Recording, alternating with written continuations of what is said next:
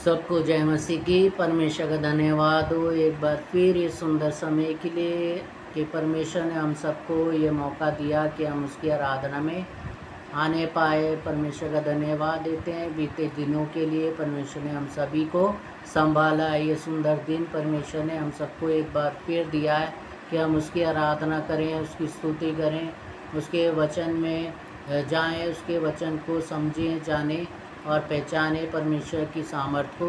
आइए हम इससे पहले कि अपनी आराधना को शुरू करेंगे, अपने सर को झुकाएंगे, परमेश्वर से प्रार्थना करेंगे ताकि परमेश्वर हम सबको बुद्धि दे, सामर्थ दे और हम उसके वचन को समझने पाएँ। आइए हम प्रार्थना करें। प्रभु जी, धन्यवाद के साथ आपके पास एक बार फिर आते हैं खुदावन।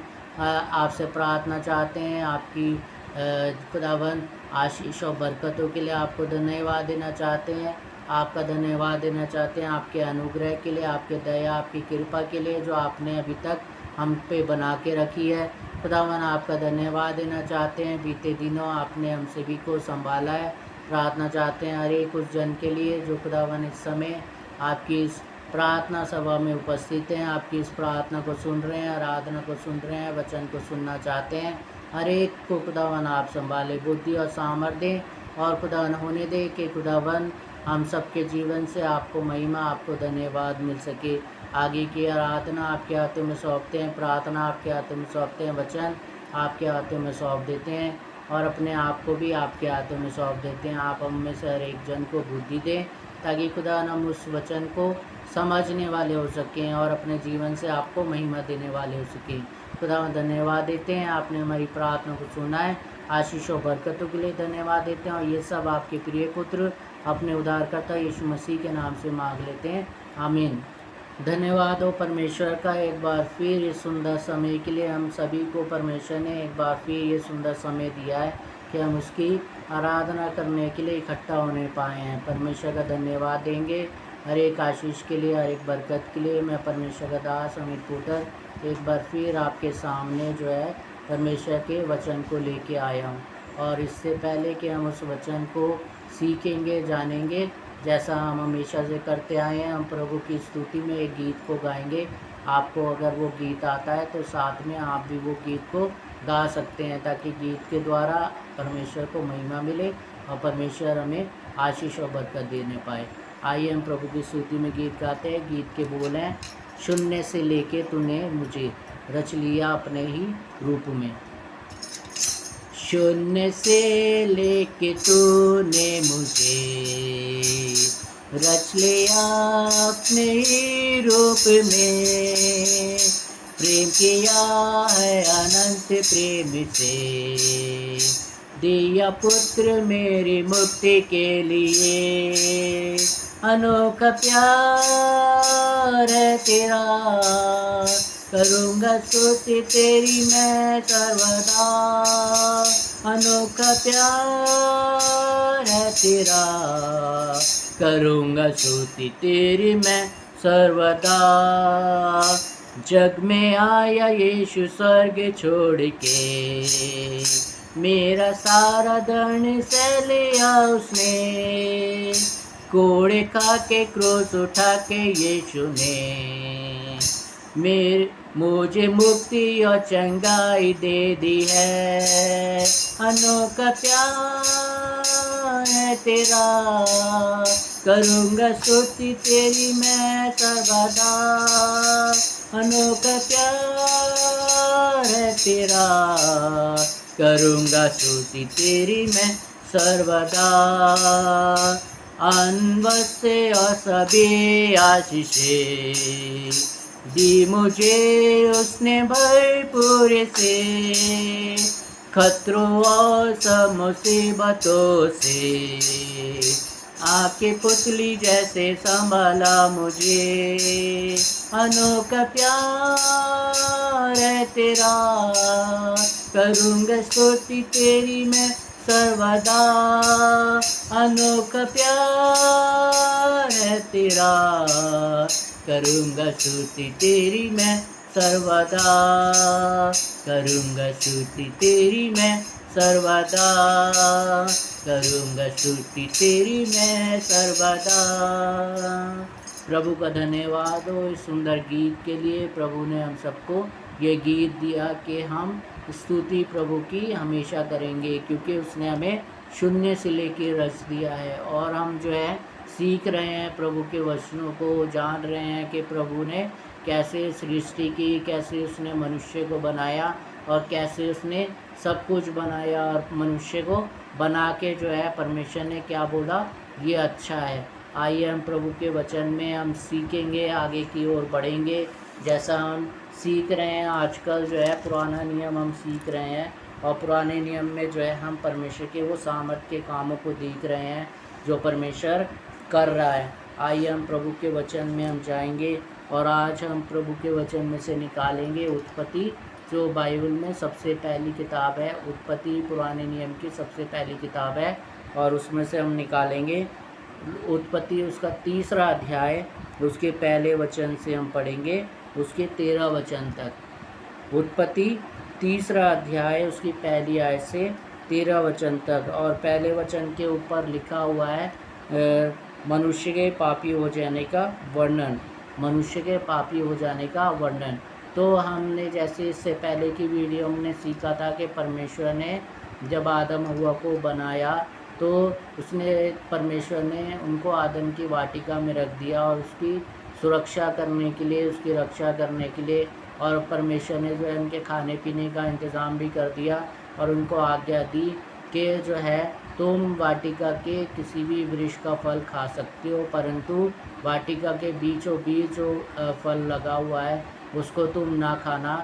उसको अगर तुमने खा दिया तो जो है तुम मर जाओगे, और तुम जो हो उसको खा लिया तो तुम उसको जो है मर जाओगे। तो परमेश्वर के वचन में हमने ये सीखा था, और फिर हमने लास्ट में हमने ये सीखा था उस वचन में कि जो है आदम हव्वा जो है नंगे रहते थे, लेकिन वो लज्जाते नहीं थे। और मैंने आपको बताया था कि वो लज्जाते क्यों नहीं थे, कि उस समय तक पाप नहीं था, उस समय तक जो है मनुष्य के अंदर, आदम हव्वा के अंदर कोई भी पाप नहीं था, वो निष्पाप थे, क्योंकि परमेश्वर ने उसी समय जो है उनको रचा था।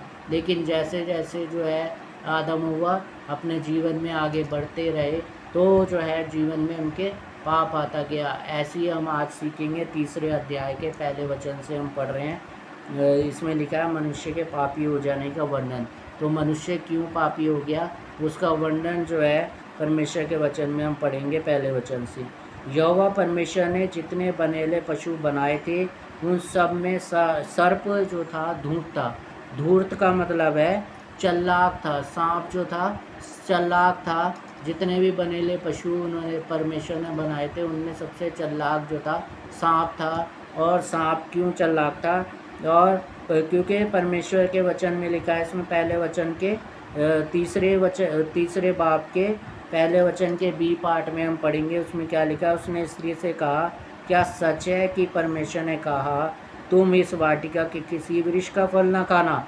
तो कितनी चालाकी से जो है परमेश्वर की बात को उलटकर जो है वो बोल रहा है, जबकि उसको सब कुछ पता था कि परमेश्वर ने क्या बोला है। परमेश्वर ने क्या बोला है? परमेश्वर ने जो है ये बोला था कि तुम जो है वाटिका के किसी भी वृक्ष का फल खा सकते हो, परंतु जो है वाटिका के बीच में जो वृक्ष लगा हुआ है उसका फल ना खाना। लेकिन शैतान ने क्या बोला कि क्या परमेश्वर ने ऐसा बोला है कि वाटिका के किसी भी वृक्ष का फल ना खाना? कितनी चालाकी से उसने स्त्री से जो है बात करी कि स्त्री को जो है वो भरमा ले, उसको जो है फंसा दे पाप में और परमेश्वर की आज्ञा को तोड़वा दे। कितनी चालाकी से उसने बात करी है कि क्या परमेश्वर ने सारे वृक्षों का फल खाने के लिए तुमको मना किया है?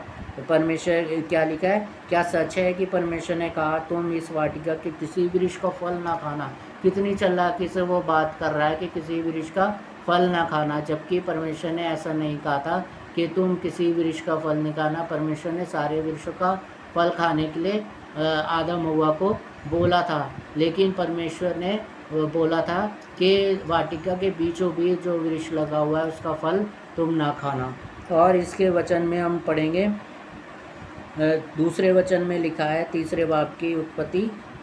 स्त्री ने सर्प से कहा इस वाटिका के वृक्षों के फल हम खा सकते हैं। तो स्त्री ने क्या बोला? जो परमेश्वर ने बोला था वो ही बोला कि इस वाटिका के वृक्ष के फल हम खा सकते हैं। अब जो है वो क्या बता रहे हैं, तीसरे वचन में क्या बता रही है हम देखते हैं।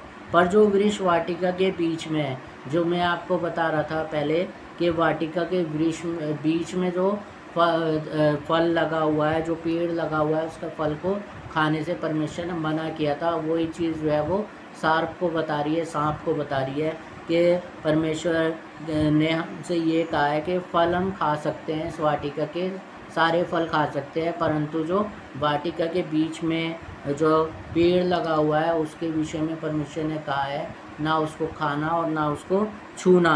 वचन में लिखा है उसके फल के विषय में परमेश्वर ने कहा है कि ना तो तुम उसको खाना और ना उसको छूना, नहीं तो मर जाओगे। तो परमेश्वर की जो बात थी, जो परमेश्वर ने उसको आदम हव्वा को बोली थी, वो सारी बात जो है उसने स्त्री ने जो थी उस सर्प को बता दी, उस सांप को बता दी कि ऐसा ऐसा परमेश्वर ने बोला है, हम सारे वृक्ष के फल खा सकते हैं, परंतु वाटिका के बीच में जो वृक्ष लगा हुआ है उसके फल को हम नहीं खा सकते, उसके लिए परमेश्वर ने हमें मना किया है। तो चौथे वचन में हम पढ़ेंगे, तब सर्प ने स्त्री से कहा तुम निश्चय ना मरोगे। तो क्या है, वो भरमा रहा है, वो जो है बहका रहा है उस स्त्री को कि तुम निश्चय ना मरोगे। और क्या होगा वो बता रहा है कि क्या कह रहा है वो स्त्री से कि तुम निश्चय ना मरोगे। 5वें वचन में परंतु वरन परमेश्वर आप जानता है कि जिस दिन तुम उसका फल खाओगे उसी दिन तुम्हारी आंखें खुल जाएंगी और तुम भले बुरे का ज्ञान पाकर परमेश्वर के तुल्य हो जाओगे। तो कैसे वो कह रहा है कि कैसे वो लालच दे रहा है उसको, स्त्री को लालच दे रहा है। क्या कह रहा है कि लालच में वो कह रहा है कि तुम इसका फल खाओगे तो निश्चय तुम मरोगे नहीं, परंतु जो है क्या होगा, उसी दिन उसका फल खाओगे उसी दिन तुम्हारी आंखें खुल जाएंगी। क्या कह रहा है कि जिस दिन तुम उस वृक्ष का फल खाओगे उस दिन तुम्हारी आंखें खुल जाएंगी।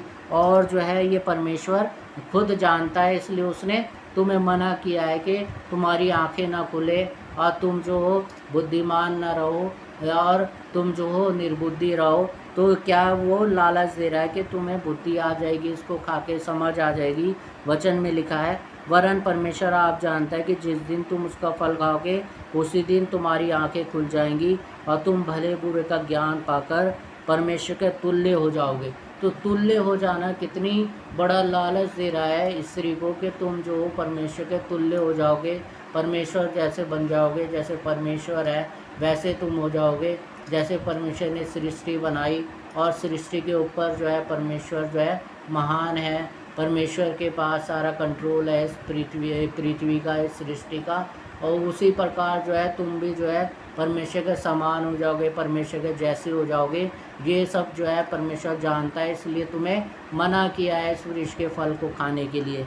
और जो है क्या हम आगे पढ़ेंगे, क्या लिखा है 6ठे वचन में लिखा है, आता है जब स्त्री ने देखा कि उस वृक्ष का फल खाने के लिए अच्छा और देखने में मनभाऊ और बुद्धि देने के लिए चाहने योग्य भी है, तब उसने उसमें से तोड़कर खाया और अपने पति को भी दिया और उसने भी खाया। तो इसमें क्या लिखा है कि परमेश्वर की सृष्टि को कैसे शैतान ने बिगाड़ दिया। जो सर्वश्रेष्ठ सबसे अच्छी सृष्टि थी आदम हव्वा की, जो सबसे अच्छी चीज़ परमेश्वर ने बनाई थी वो आदम और हव्वा को बनाया था, परमेश्वर ने अपने हाथों से रचा था।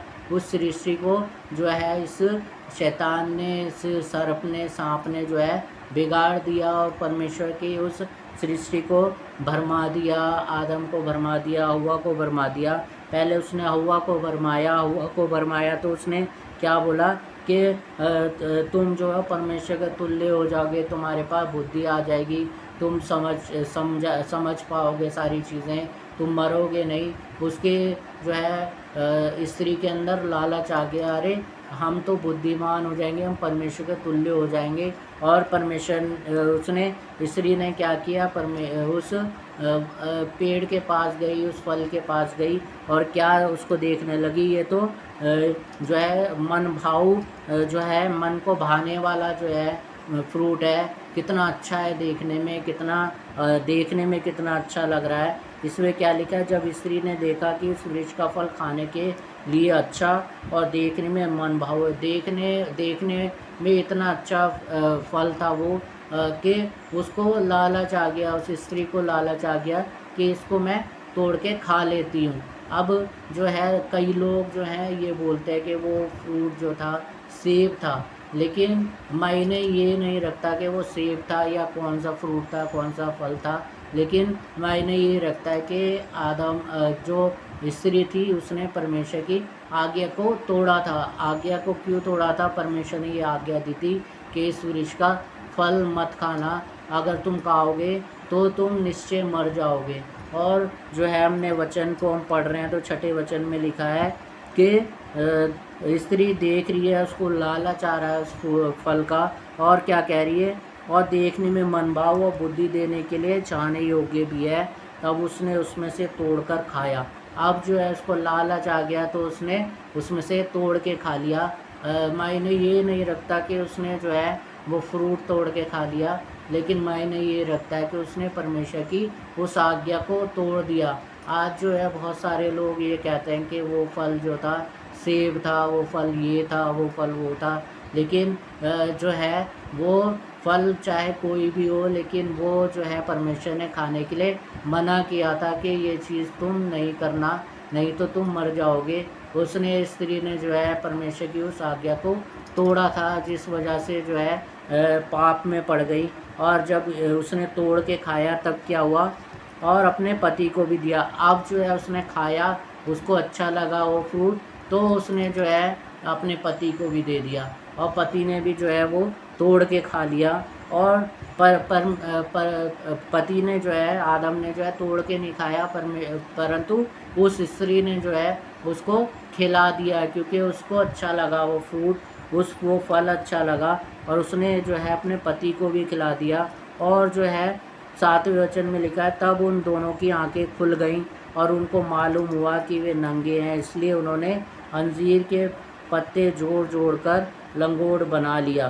तो अजीज़ों, मैं आपको ये बताना चाहता हूँ कि उसमें जो है वचन में ये लिखा है कि वृक्ष में से फल तोड़ के खा लिया स्त्री ने, और स्त्री ने खा लिया, उसके बाद उसने जो है आदम को भी दे दिया, आदम ने भी खा लिया।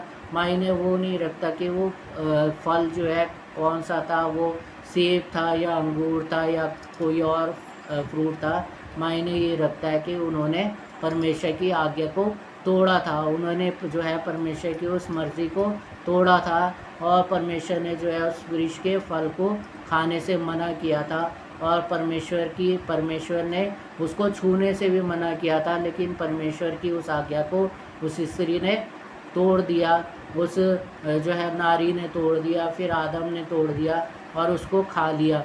तो जो है जब उन्होंने खा लिया तो उनको जो है वचन में लिखा है कि उनको मालूम हुआ कि वे नंगे हैं, तब जो है उनको मालूम हो गया कि वो नंगे हैं, और इसलिए उन्होंने अंजीर के पत्ते जोड़ जोड़ कर लंगोट बना लिया, यानी कि उन्होंने अपने लिए कपड़े बना लिए। अब तक जो नंगे थे लेकिन लज्जाते नहीं थे, लेकिन जब उनके जीवन में पाप आ गया, जब उन्होंने परमेश्वर की आज्ञा को तोड़ दिया, तब जो है उनके अंदर ये भावना आ गई कि वो नंगे हैं, वो जो है अपने को ढांकने लगे, अपने को जो है पत्ते बना के जो है अपने को ढांकने लगे। वचन में लिखा है कि लंगोट बना लिया और अपने को ढांक लिया, क्योंकि वो जान गए कि वो नंगे हैं। लेकिन वो क्यों जान गए? क्योंकि उनके जीवन में पाप आ गया था, क्योंकि परमेश्वर की आज्ञा वो तोड़ चुके थे।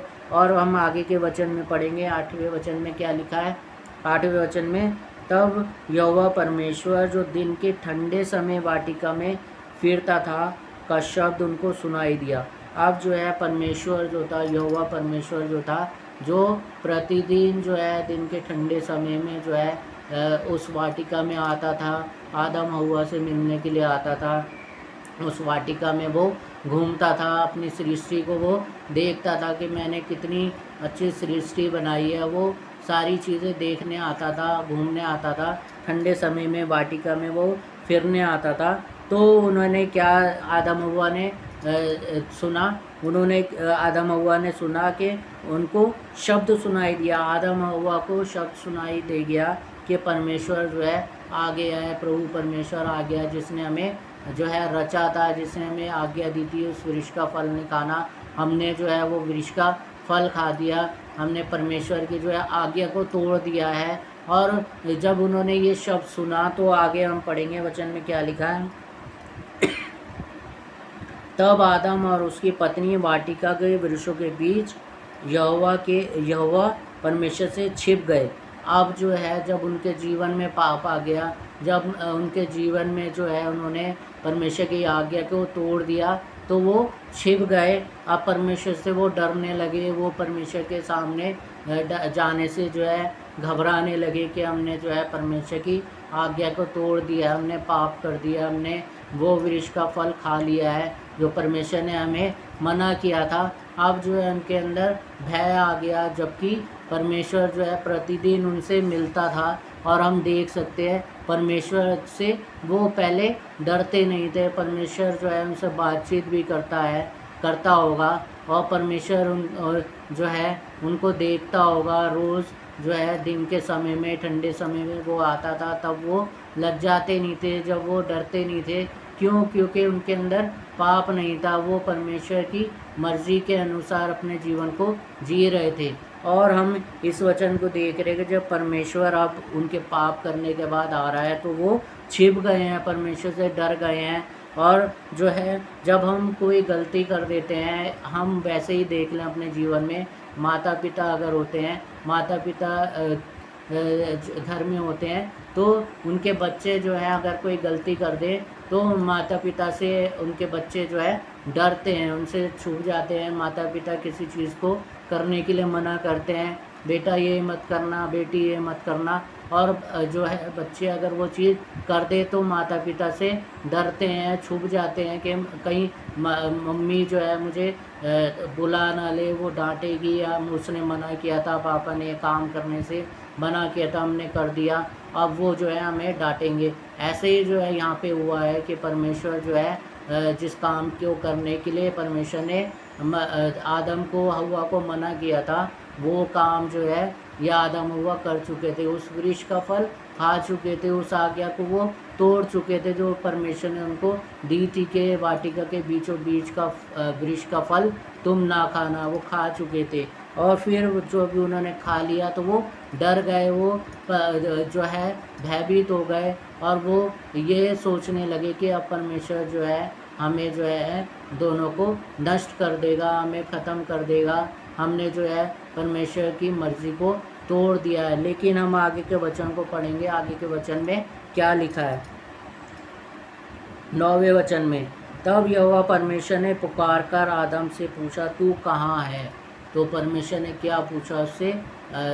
शब्द से परमेश्वर ने पुकार कर कहा, तू कहाँ है? तू कहाँ छुप गया है? तू मुझे दिख क्यों नहीं रहा? हव्वा क्यों नहीं दिख रही? आदम तू क्यों नहीं दिख रहा? तुम कहाँ हो? दोनों कहाँ पे हो? रोज़ तो तुम जो हो सामने ही घूमते फिरते काम करते हुए देख जाते हो, आज तुम कहाँ हो? आज तुम दिख नहीं रहे हो, आज मेरी नज़रों से तुम छिप क्यों गए हो? परमेश्वर ने ये बात उन दोनों से बोली कि आदम तू कहाँ है? परमेश्वर जो ने कहा तू कहाँ है? परमेश्वर ने 10वें वचन में हम पढ़ेंगे क्या लिखा है। आदम कह रहा है परमेश्वर से 10वें वचन में, उसने कहा, आदम ने कहा परमेश्वर से, मैं तेरा शब्द बारी में सुनकर डर गया। अब जो है वो बारी में परमेश्वर के वचन को सुन के डर गया, क्योंकि उसके जीवन में जो है पाप आ गया था, उसके जीवन में जो है वो जो है आज्ञा तोड़ने के बाद डर आ गया था, क्योंकि परमेश्वर की उसने आज्ञा को तोड़ा था, और परमेश्वर की उस वर्जित फल को जो है परमेश्वर के उसने खाया था। और जो है जब उसने ऐसा किया था तो उसके अंदर डर आ गया, जबकि परमेश्वर उससे पहले जो है परमेश्वर आता था तो परमेश्वर से वो बातें भी करता था, परमेश्वर के नज़रों के सामने रहता था। लेकिन जब उसके जीवन में पाप आ गया तो उसको छुपना पड़ा, उसके अंदर डर आ गया कि अब परमेश्वर जो है हमें जो है मार देगा, ख़त्म कर देगा, किसी भी प्रकार का डर जो है उसके जीवन में आ गया था। और वचन में हम पढ़ रहे हैं कि वो क्या कह रहा है कि मैं बारी में तेरा शब्द सुन के डर गया। और डर उसके जीवन में आ गया। आगे हम वचन को पढ़ेंगे, क्या लिखा है, क्योंकि मैं नंगा था इसलिए छिप गया। अब जो है वो क्या कह रहा है कि मैं नंगा था, मैं इसलिए मैं छिप गया। अब जो है जब वो नंगे रहते थे पहले पाप करने से पहले, जब वो लज्जाते नहीं थे, जब वो परेशान नहीं होते थे, उनको पता ही नहीं था कि वो नंगे हैं, क्योंकि वो उनके जीवन में पाप नहीं था, इसलिए वो ऐसे थे।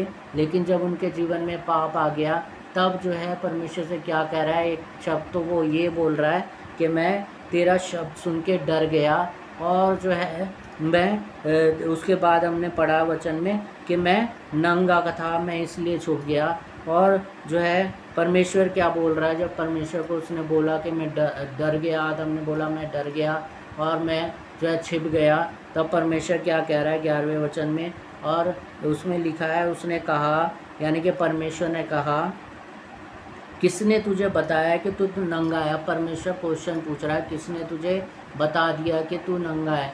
और जो है परमेश्वर क्या कह रहा है, क्वेश्चन पूछ रहा है उससे, आदम से, किसने कहा कि तू नंगा है।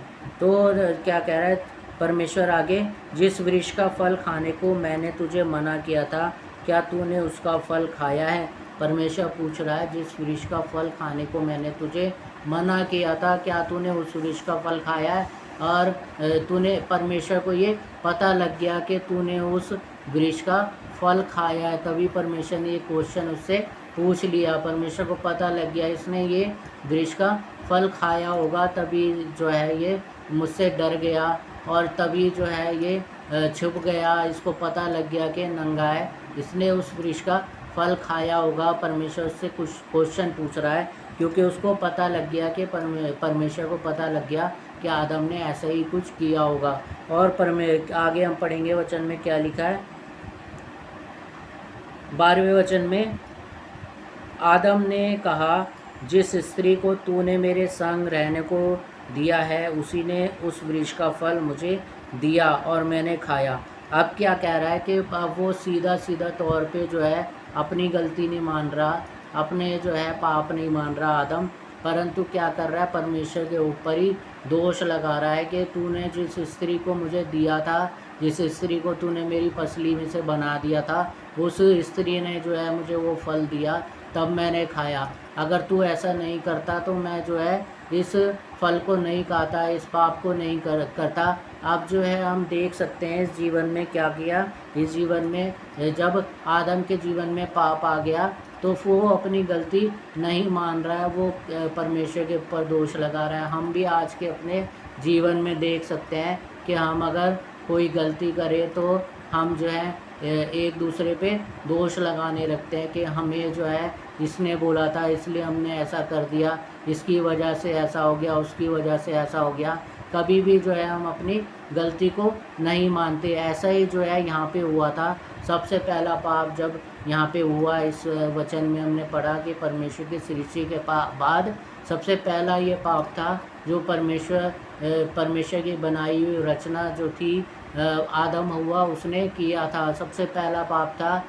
और इस पाप में हमने क्या सीखा, वो पाप क्या था, परमेश्वर की वर्जित की हुई चीज़ को, उस मना किए हुए वृक्ष के फल को जो है आदम हुआ ने दोनों ने खा लिया था। उनके जीवन में पाप आ गया। अब वो डरने लगे, अब वो परेशान होने लगे, कांपने लगे परमेश्वर के सामने जाने से। अब उनको ये सामने आ गया उनके नज़रों में कि अब हम नंगे हैं। उससे पहले वो लज्जाते नहीं थे, परेशान नहीं होते थे, परमेश्वर से आमने सामने जो है बात किया करते थे, परमेश्वर उनसे मिलने रोज़ आया करता था। लेकिन जब पाप आ गया तो अब जो है वो डरने लगे, आदम हुआ डरने लगे।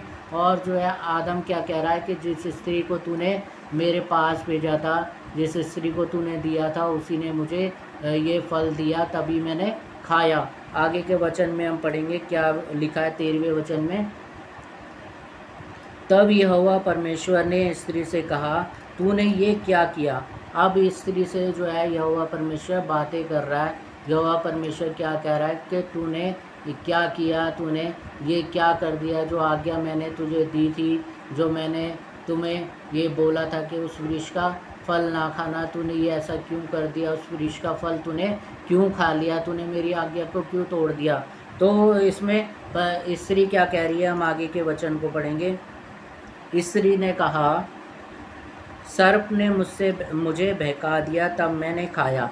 अब जो है स्त्री भी जो है अपने ऊपर नहीं ले रही कि मैंने जो है तेरी आज्ञा को जो है सुना था, तूने जो है ये बोला था कि इस वृक्ष का फल नहीं खाना, बीचों बीच जो वाटिका के वृक्ष के फल लगा हुआ है उसको मत खाना। क्योंकि हमने देखा इस वचन में क्या देखा कि जब सर्प उसके पास आया तो वो परमेश्वर के उस बात को उसको बता रही है कि ऐसा नहीं है कि परमेश्वर ने जो है सारे फलों को खाने से मना किया है। जब शैतान ने बोला कि परमेश्वर ने सचमुच जो है तुम्हें इस वाटिका के किसी भी फल को खाने से मना किया है, तब स्त्री ने क्या बोला था कि नहीं, ऐसा नहीं है, परमेश्वर ने ये सारे वृक्ष हमें खाने के लिए दिए हैं। परमेश्वर ने ये बोला है कि तुम सारे वृक्ष के फल जो है खा सकते हो, परंतु वाटिका के बीच में जो वृक्ष लगा हुआ है उसके वृक्ष के फल को मत खाना। परमेश्वर ने ऐसा किया है, यानी कि स्त्री को भी ये पता था कि परमेश्वर ने क्या आज्ञा दी है क्या नहीं दी है,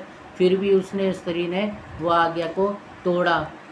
आदम को भी ये पता था कि आदम के परमेश्वर ने उस पेड़ के फल को खाने को मना किया है, लेकिन आदम ने भी उस वृक्ष के फल को खाया। और अब क्या, खाने के बाद वो एक दूसरे पे दोष लगा रहे हैं। आदम जो है स्त्री पे दोष लगा रहा है, परमेश्वर पे दोष लगा रहा है कि जिस स्त्री को तूने दिया उसी ने जो है मुझे ये खिलाया, अगर ये स्त्री नहीं होती तो मैं इस फल को नहीं खाता। और आज भी जो है हमारे जीवन में ऐसे ही चलता रहता है, हम एक दूसरे के ऊपर दोष लगाते रहते हैं, उसने ऐसा कर दिया, उसने वैसा कर दिया, वो अगर ऐसा नहीं करता तो मैं ऐसा नहीं करता। तो इसमें जो है हम देख रहे हैं कि इसमें क्या हुआ है कि इसमें एक दूसरे पे दोष लगा रहे हैं। अब स्त्री भी जो है, स्त्री से जब पूछा तो स्त्री ने भी ये बोला कि मैंने नहीं खाया, इस सांप ने जो है मुझे दिया, इस सांप ने जो है मुझे बहकाया तो तब मैंने खाया, नहीं तो अगर ये सांप मुझे नहीं बहकाता तो मैं नहीं खाता।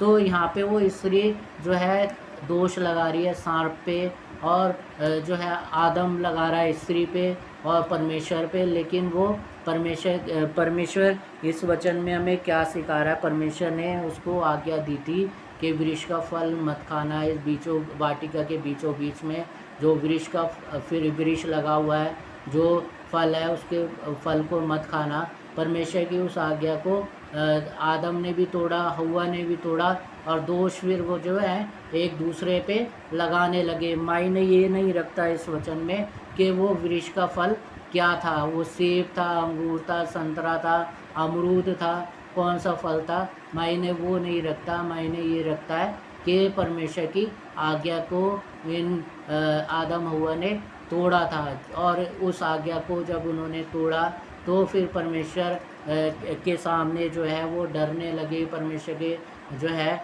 लज्जाने लगे, और वो उनके मन में ये आ गया कि वो नंगे हैं।